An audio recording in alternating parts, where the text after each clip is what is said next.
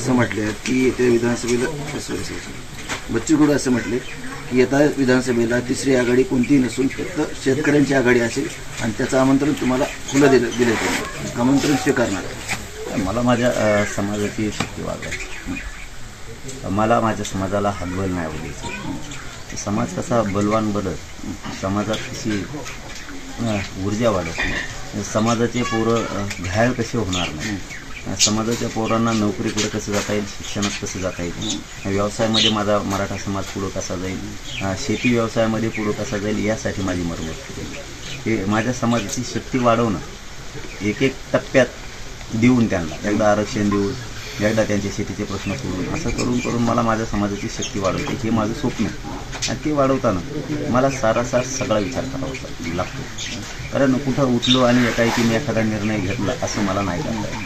कारण माझ्या पुढं अनेक समस्या, अनेक समाज माझ्या समाजाच्या विरोधात आहेत, माझा समाज मोठा होऊ नये अशा अनेक जणांचे स्वप्न आहेत, की त्यांचे स्वप्न तेही मला उधळून लावायला लागते की माझ्या समाजाला कोण म्हणतो मोठा होऊ नये। त्यामुळं मी आज 29 तारखेला 11 महिने आंदोलनाला पूर्ण झाले।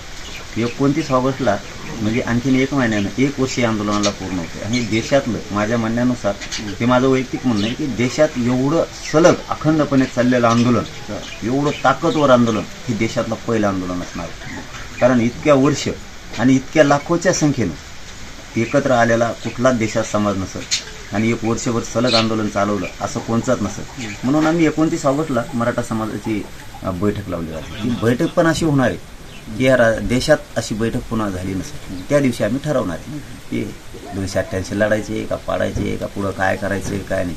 कारण मी समाजाला विचारल्याशिवाय निर्णय घेत नाही। मी दुसऱ्यांसारखा माझ्याकडं उतावळापणा मी नाही करत की समाज मागे मग कसली डिसिजन घे।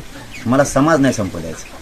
मी संपलं चालतं, तुम्ही संपलं तरी चालतं, आपण 1-2 संपलं तरी चालतं, पण कोटीनं समाज नाही संपला पाहिजे, ही भूमिका माझ्या पुढे आहे। त्यामुळे 29 ऑगस्ट शिवाय मी काहीच बोलू शकत नाही। एबीपी माझा, उघडा डोळे बघा नीट।